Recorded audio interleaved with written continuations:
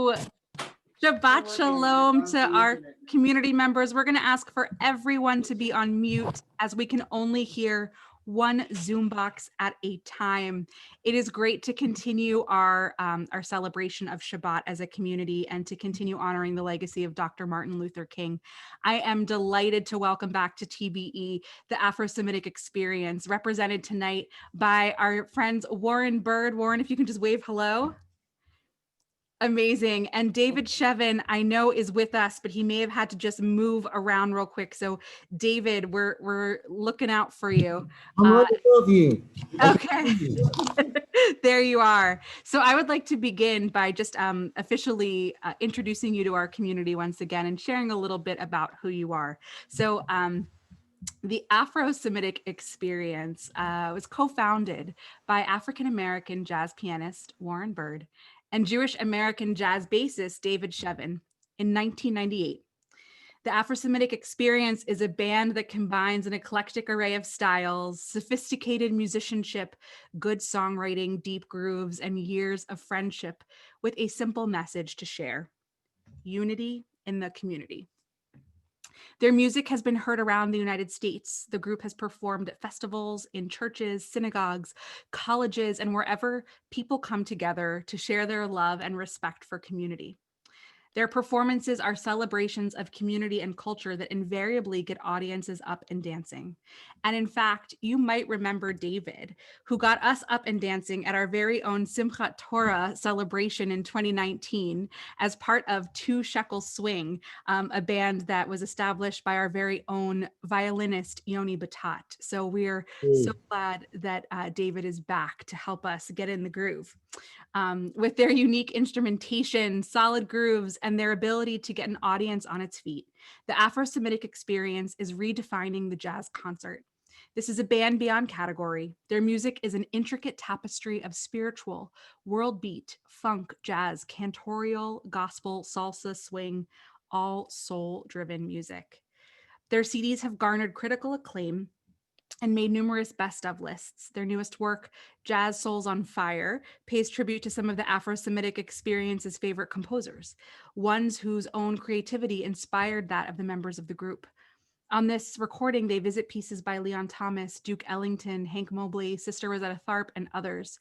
The Afro-Semitic experience honors the music of these greats, music that was forged out of the struggles from which they emerged, lighting a way for the future. So without further ado, because we're already at 7:35 and I want to get some music into our bones, I just want to get this show started.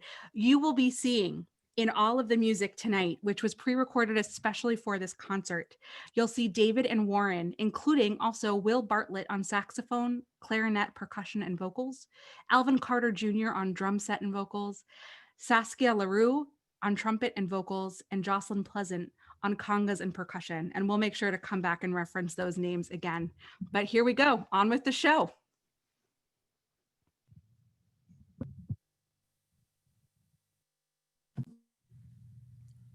Over my head,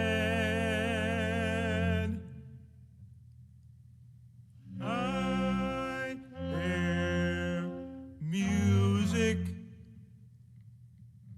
in the air.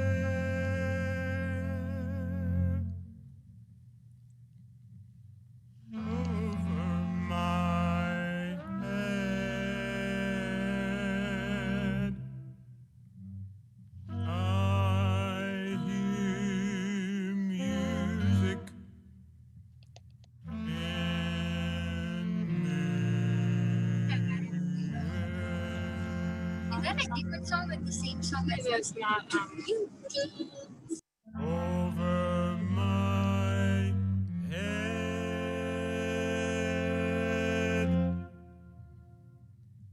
I hear music in the air.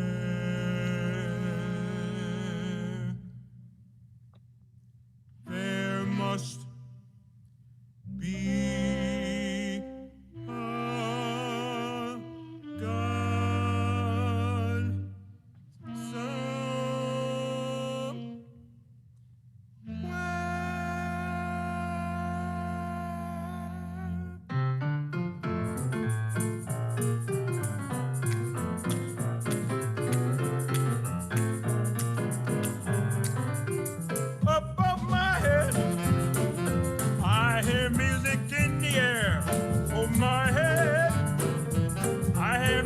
music in the air over my head. I hear music in the air. Oh, there must be a God somewhere. Up over my head, I hear music in the air. Over my head, I hear music in the air. Over my head, I hear music in the air. There must be a God somewhere. Come on now.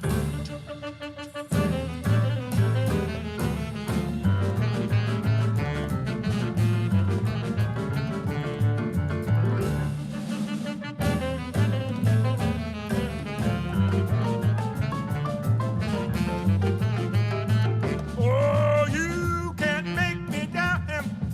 I know there's music everywhere. We got Dr. Dave and Mr. Rowe shouting in the square. We got Alvin Will and JLC with plenty of room to spare. Oh, there must be some joy somewhere. Oh, you got Sister Rosanna on top of the road with the music king of oh. You got Sexmo training Yasala who sang with so much soul. And you know that jazz was born when Gabriel blew his horn. Oh, there must be some joy somewhere. Above my head, I hear music in the air. Over my head, I hear music in the air. Over my head,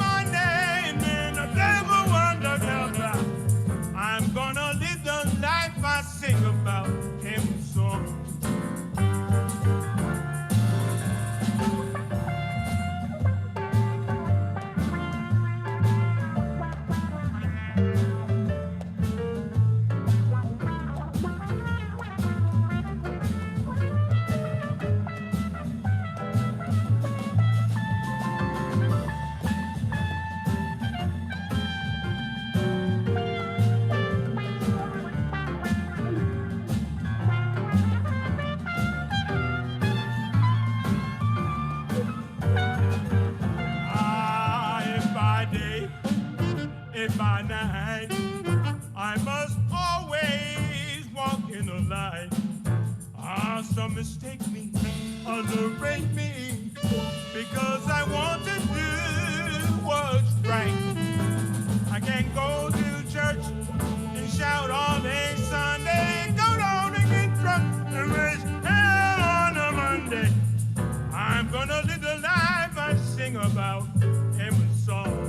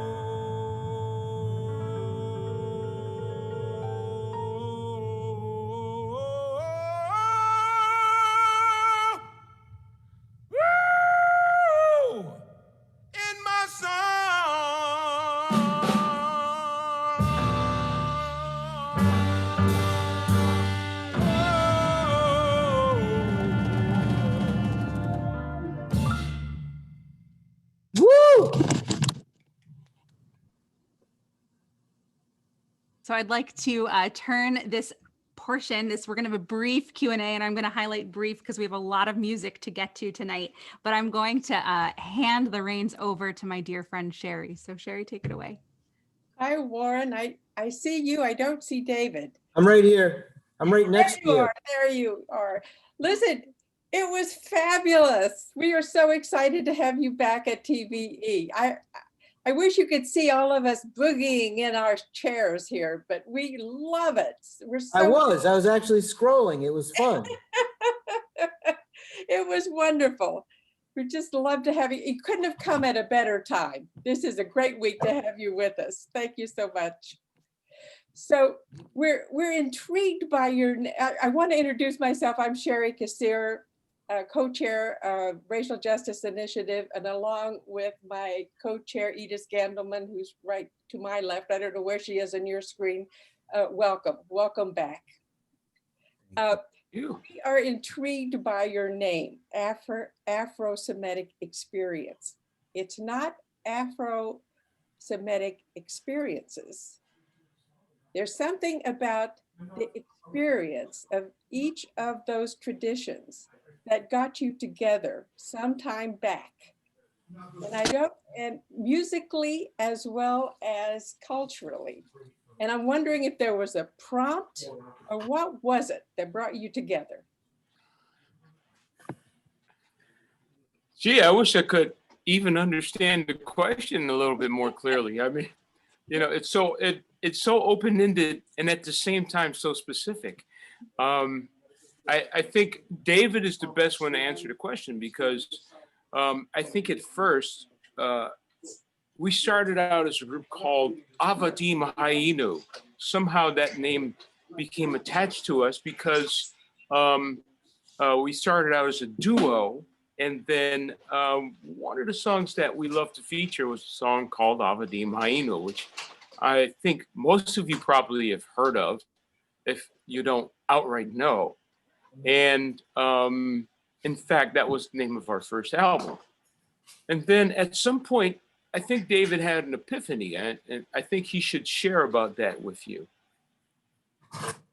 Oh, Warren.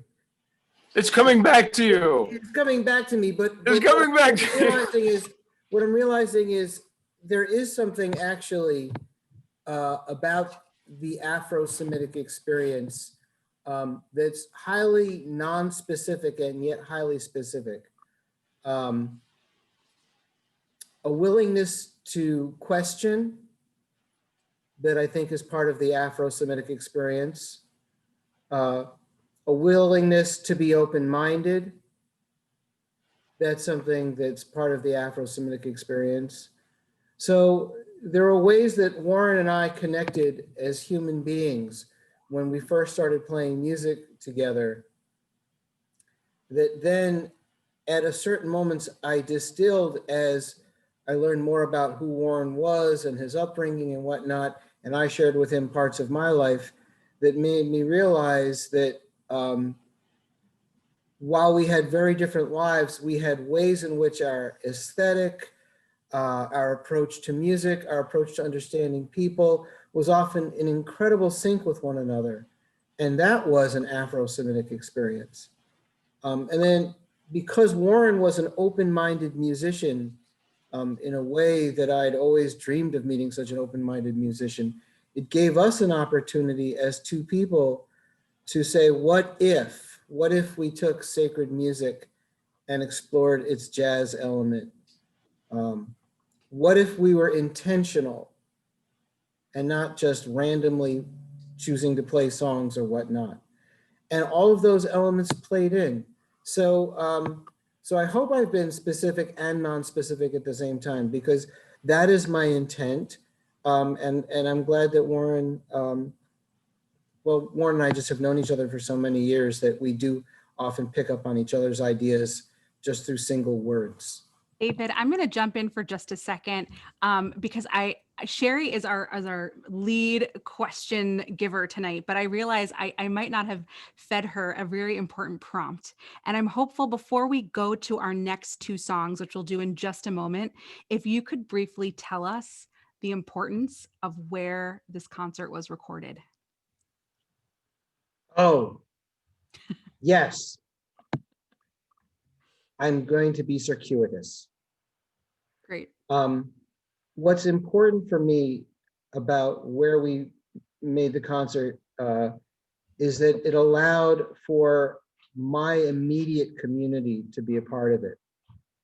So we recorded it at the synagogue that I belong to in Hamden, Connecticut, which is also the synagogue where Warren and I first played 23 years ago tonight as the Afro-Semitic Experience. So that bima was the bima that we first started this journey.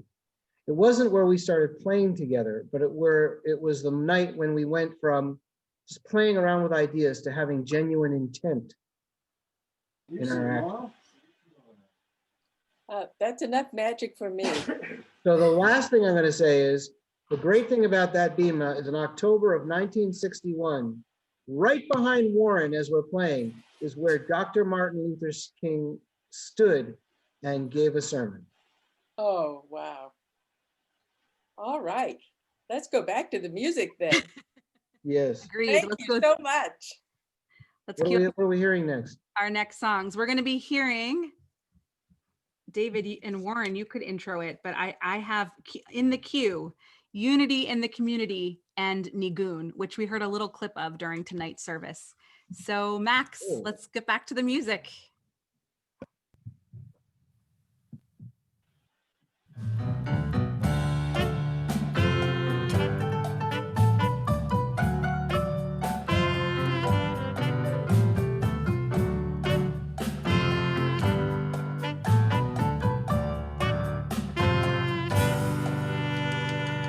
Why don't we come together? Why do we got to fight? Let's be like sis and brother who finally got it right. Sorry, I just started jabbering. Let's raise up each other. Black, brown, yellow, blue, white. Cherish all the colors instead of spitting spite. Highness we can see unity in the community. So far as we can see unity in the community. Let's all sing it. Unity in the community. Unity in the community. And you feel the distance, easy to chill your heart. We need to come together. We cannot pull apart. Oh, the sun may not be shining. The moon may not be bright. But when we join together, we're moving towards the light. Hey, bright as we can see, unity in the community. So far as we can see, unity in the community. Come on now, unity in the community.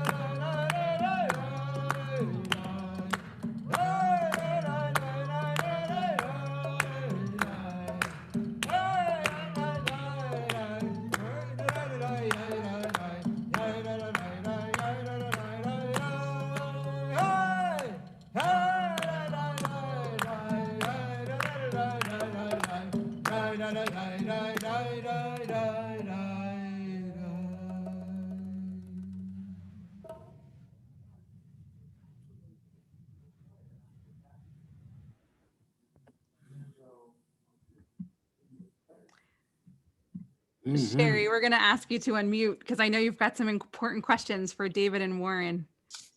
Beautiful, beautiful.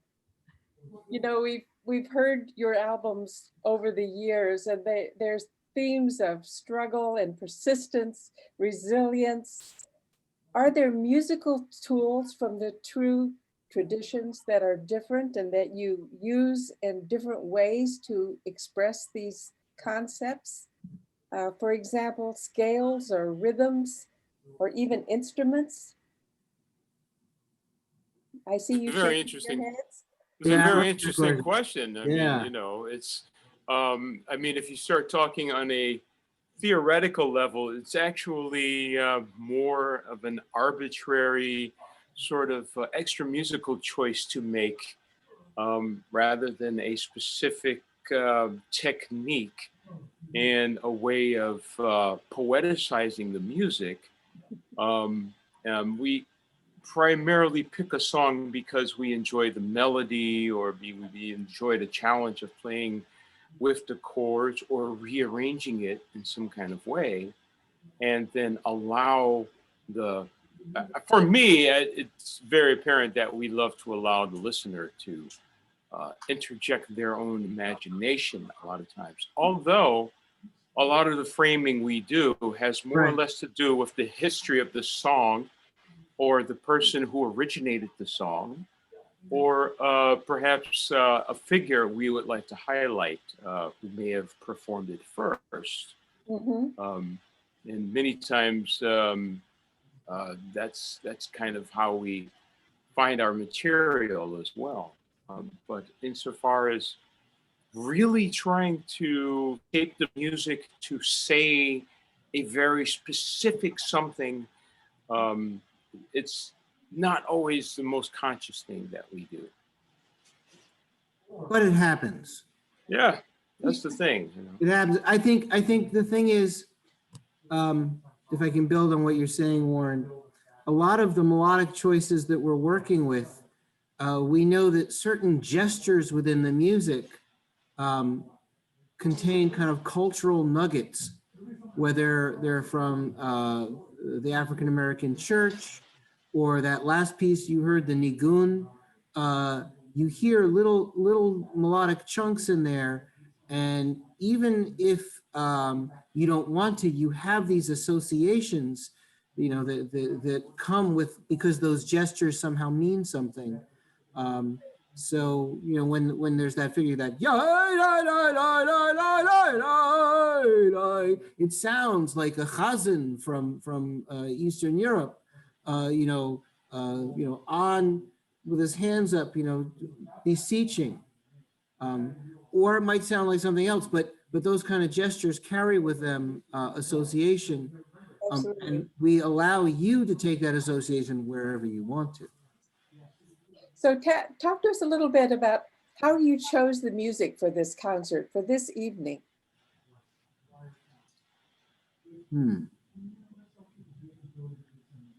Well, there are so many factors that come into it. I don't even know where to begin and what's the most important. I think for this concert, we knew that we were going to honor Dr. King.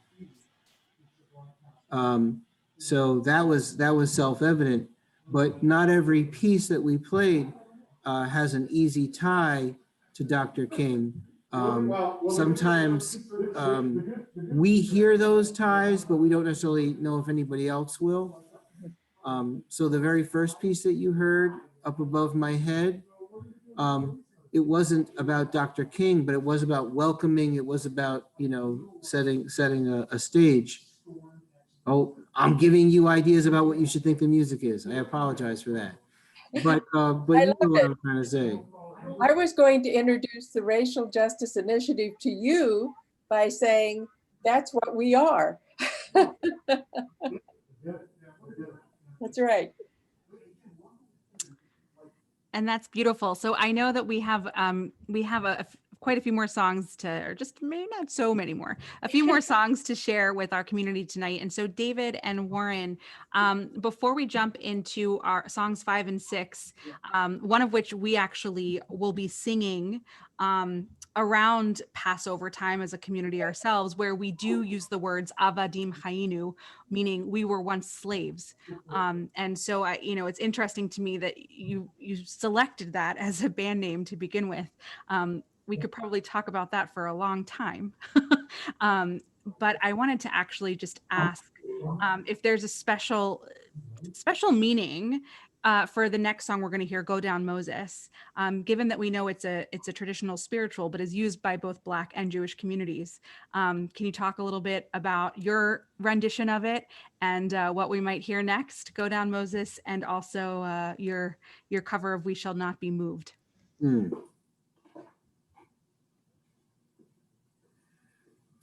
Well, when we started as a band, none of us knew how great a singer Warren Bird is. And as I've come to know him as a singer, I really only knew him for the first 15 years that we played together as a pianist. But when I finally heard him sing, I realized that he had a beautiful gift.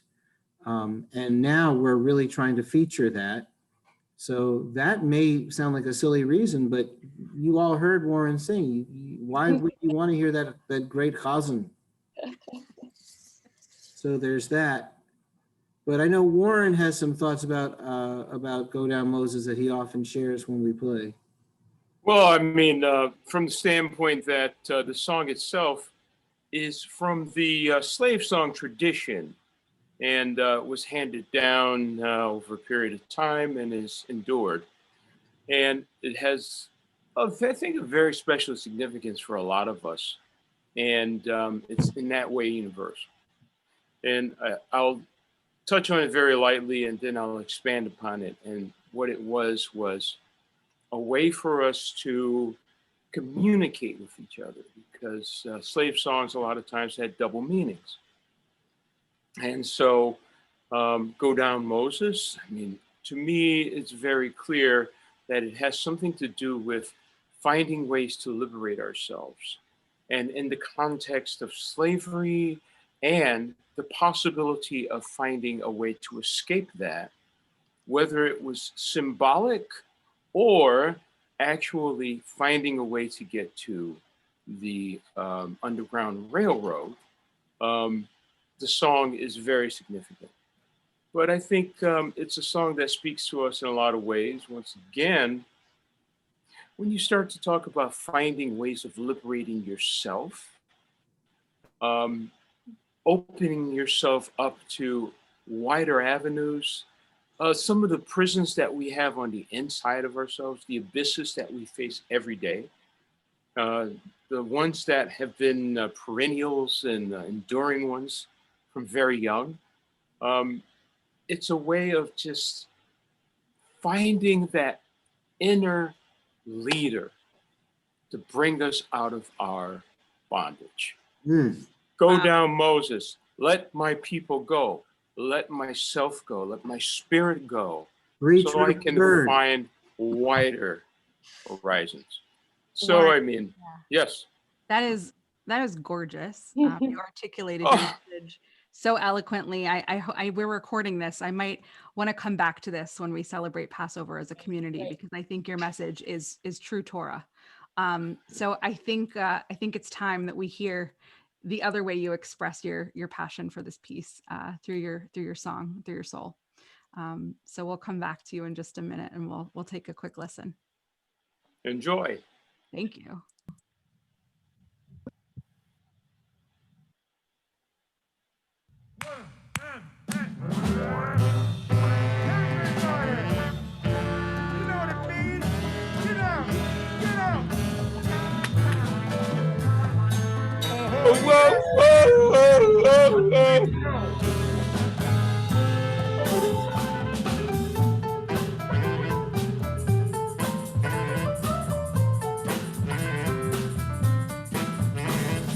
Moses was in Egypt land,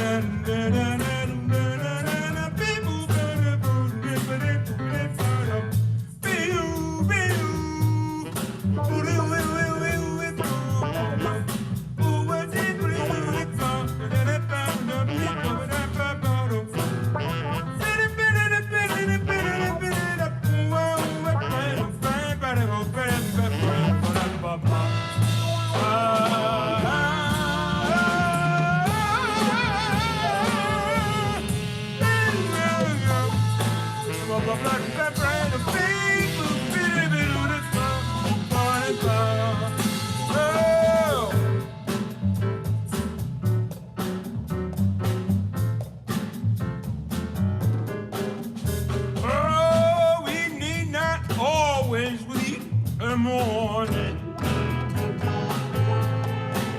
And when is slavery chained, oh Lord, oh now, go down, way down in Egypt's land, till old Pharaoh.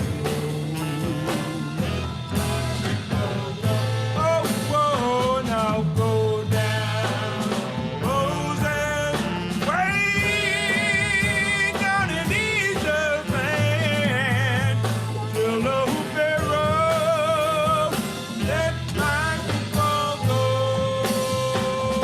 let my people go, let my people go. Yeah, yeah, yeah, yeah.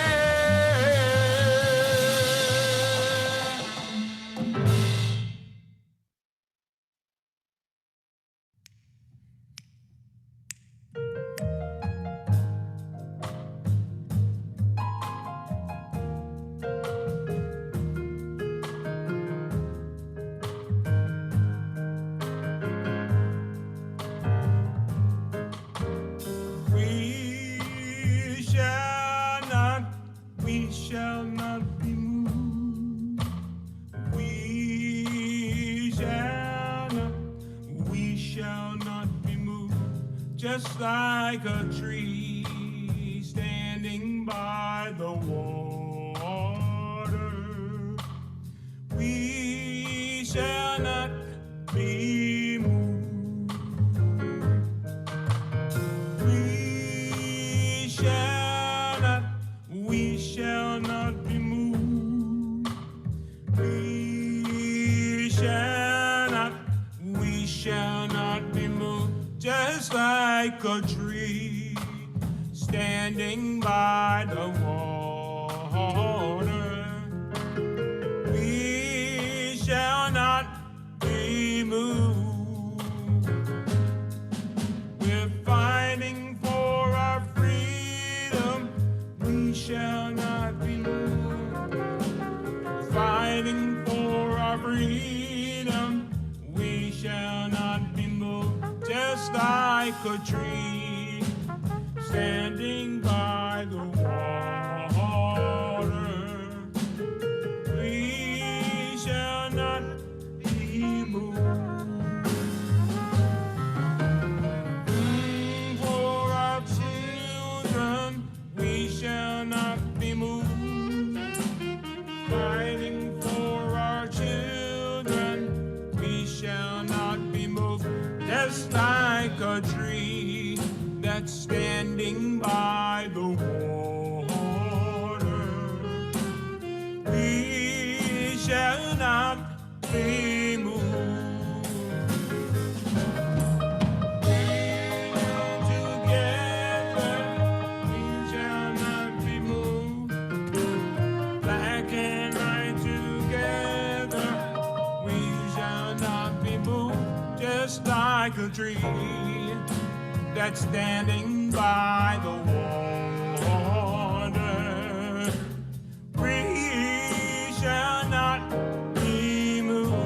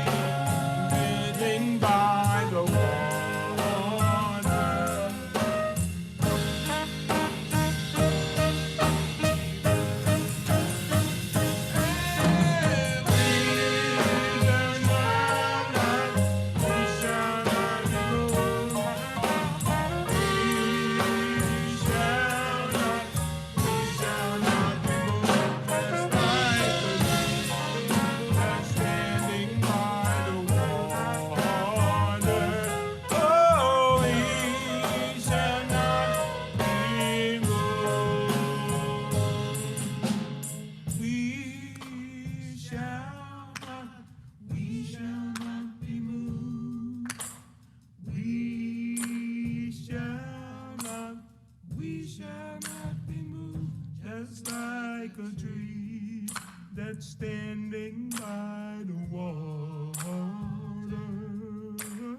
Please shall not be moved.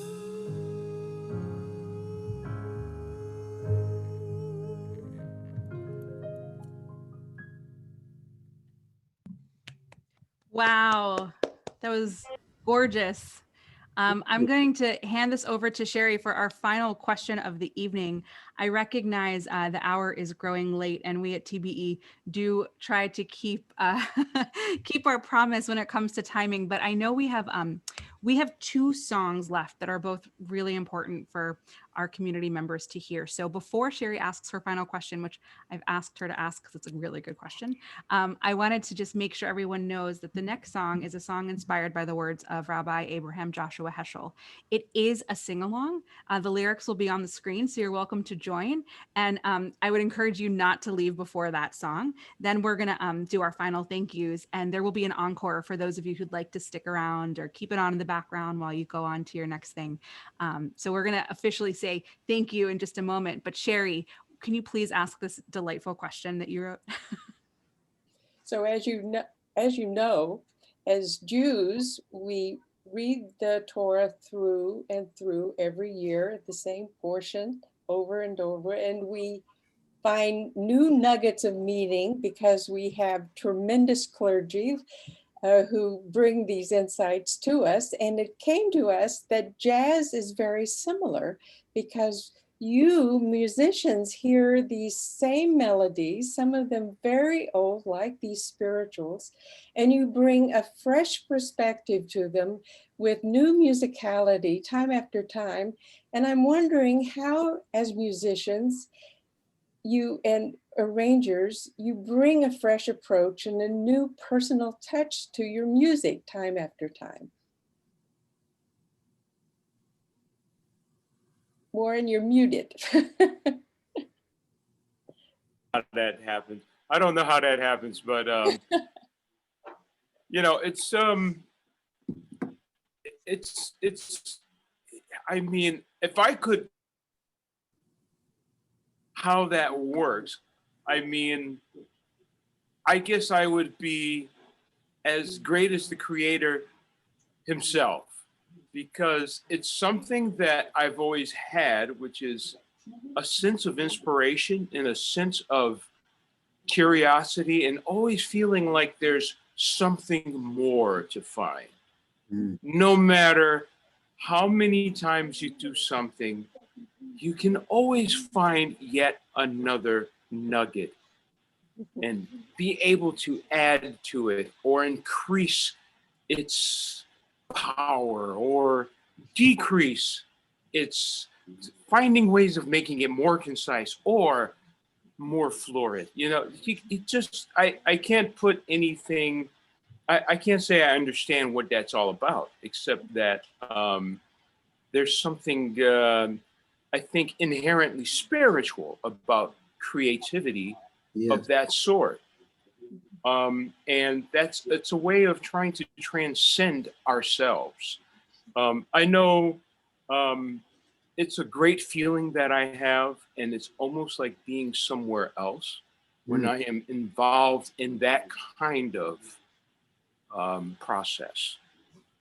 But I mean, I would allow Brother David to give his share on this subject, because I'm sure he has a lot to say. And yet the hour becomes late and I'll say very little, but I will say that it's something that you and I have talked about a lot when we've been driving to gigs.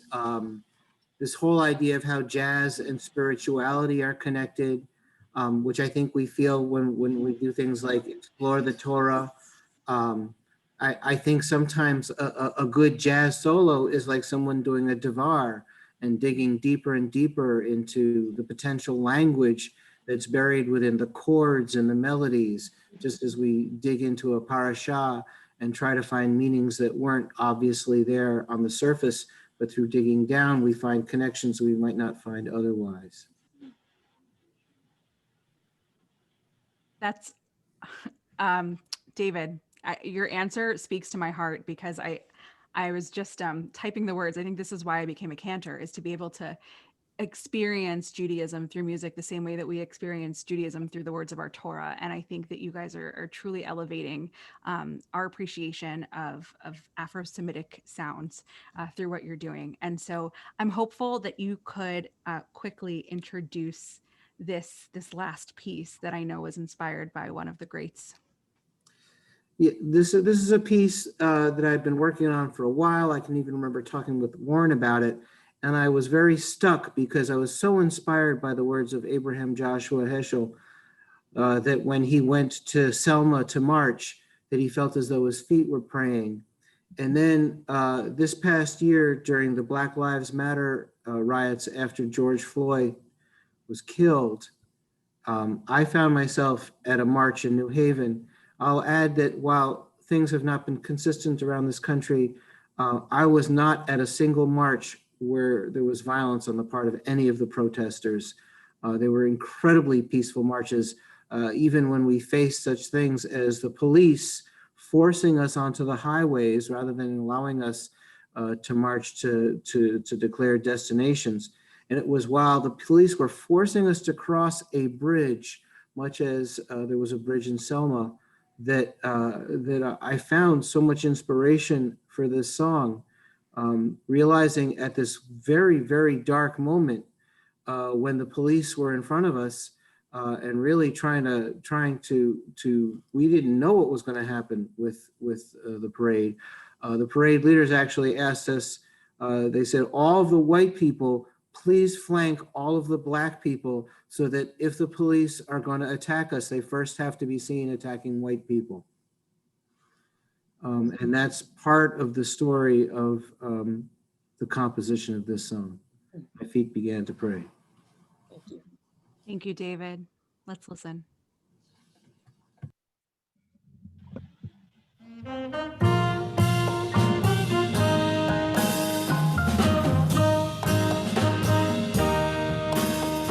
It was on the Sabbath day. I stared at come what may, and I stood on the bridge that day. Well, yeah, Pray. We're black, white, yellow, and brown. Our world turned upside down, and we stood on the bridge that day. And my feet began to pray. Oh, my feet began to pray. My feet began to pray. On that warm and sunny day, my feet began to pray. 1,000 voices strong were added to the song. We stood on the bridge that day, and our feet began to pray. Hey, hey, we were allies, one and all, answering to the call when we stand on the highway, and our feet begin to pray. Oh, my feet begin to pray.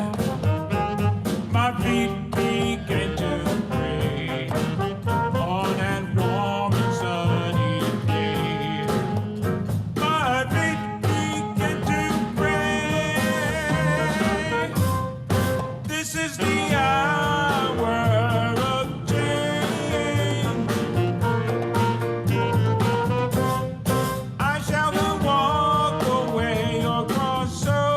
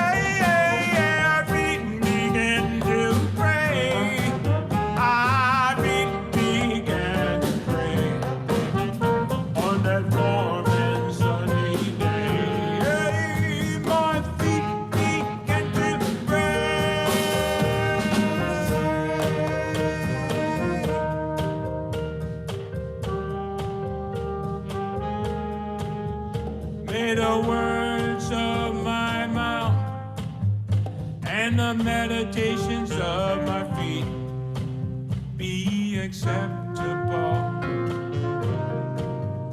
be acceptable.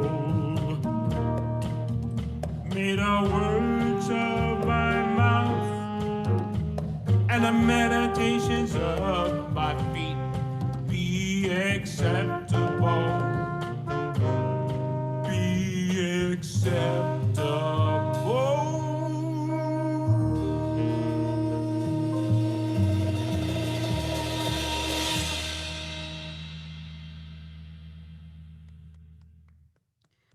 Wow. I have always believed that there is a deep intersectionality between Jewish and Black music. And wow, has your band elevated that to new heights. So thank you for taking both of our rich heritages and blending them so incredibly seamlessly. We feel so honored, David and Warren, that you've taken an hour of your night to be with us tonight in conversation and taken hours to record the music in preparation for what is our first communal concert in this pandemic.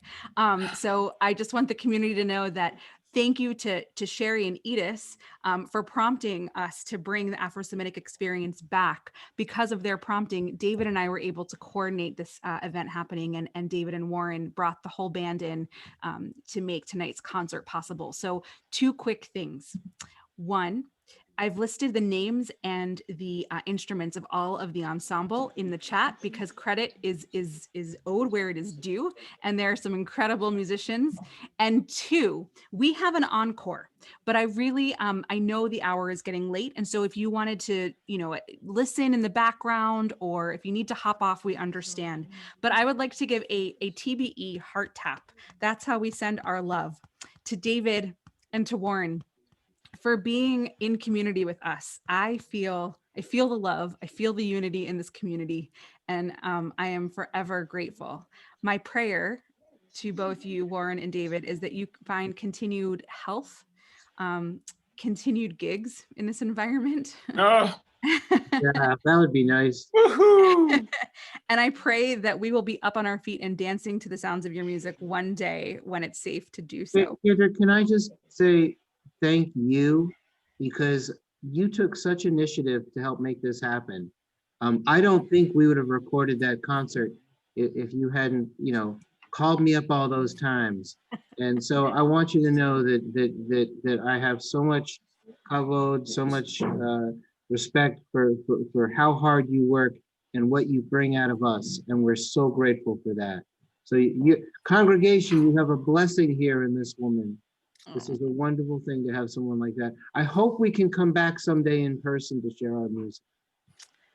Amen amen. And I see my dear colleague, Rabbi Sissenwein, just popped his head in to say, I'm sure, a thank you to David and Warren as well, and to Sherry and Edis. Just tremendous people we have here. So I want to say with a huge toda rabah, great thanks. We have this one final encore. Sherry and Edis, kol hakavod, thank you again to you, and David and Warren. Next time, may it be in person. Let's listen into this final song.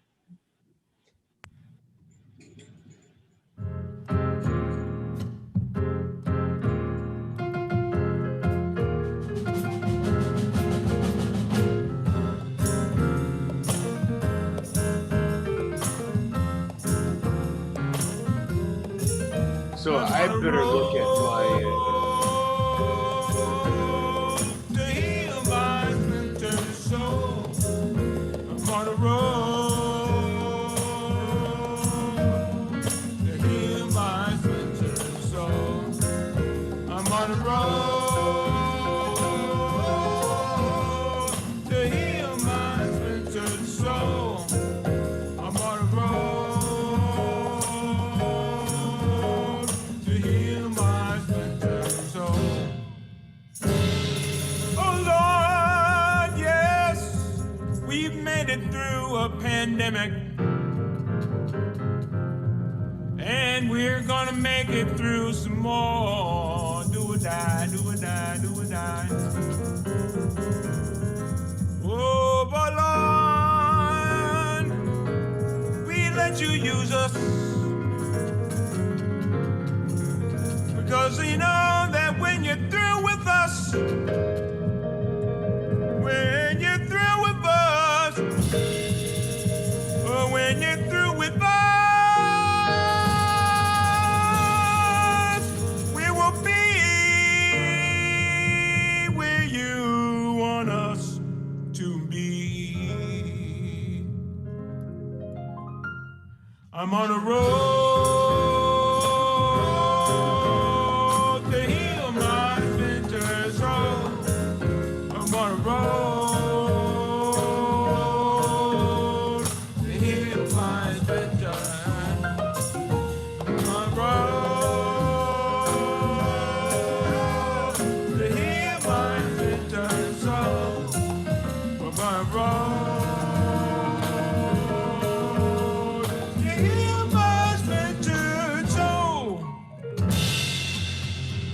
I'm on a road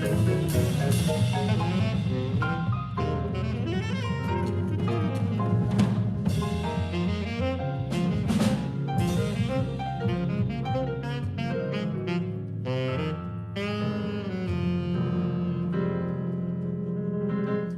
I'm on the road. I'm on the road. I'm on that road to heal my splintered soul. I'm on the road. I'm on the road. I'm on that road to heal my splintered soul. I'm on the road. I'm on the road. I'm on that road to heal my splintered soul. I'm on the road. I'm on the road. I'm on that road to heal my splintered soul. I'm like a ship lost in the ocean. I'm like a boat foundering at sea. All is torn by the commotion. Oh Lord, I pray you bring me back to me. I'm on the road. I'm on the road. I'm on that road to heal my splintered soul. I'm on the road. I'm on the road. I'm on that road to heal my splintered soul.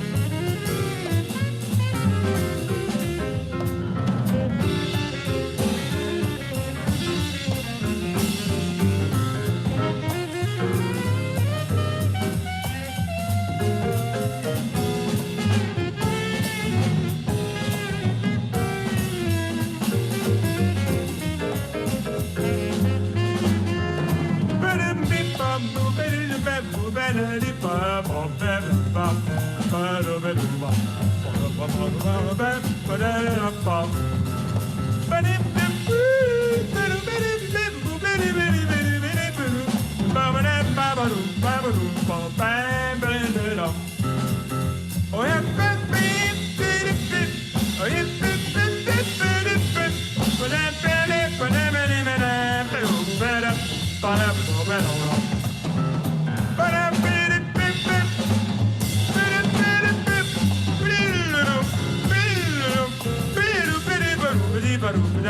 I look out over the mountain.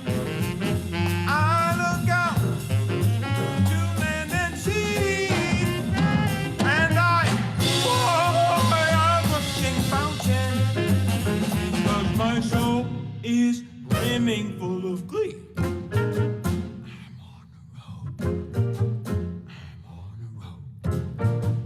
I'm on that road to heal my splintered soul.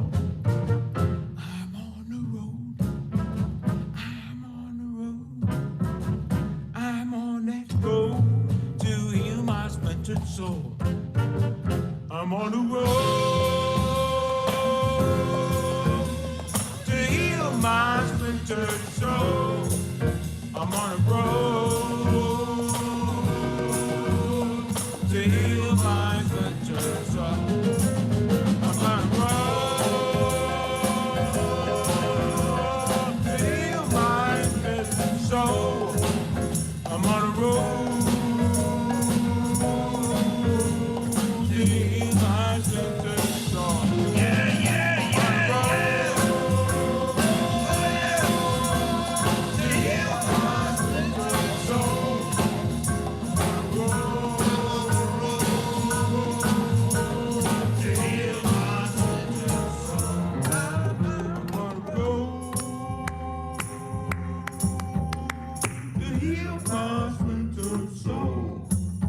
I'm on the road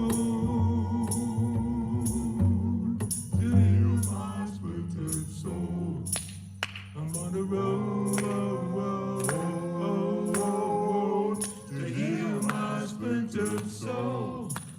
I'm on the road to heal my splintered soul.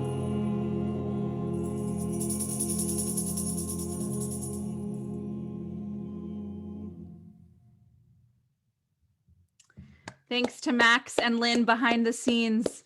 Thanks to David and Warren, to Sherry and Edis, to all of you. Lila Tov. Good night.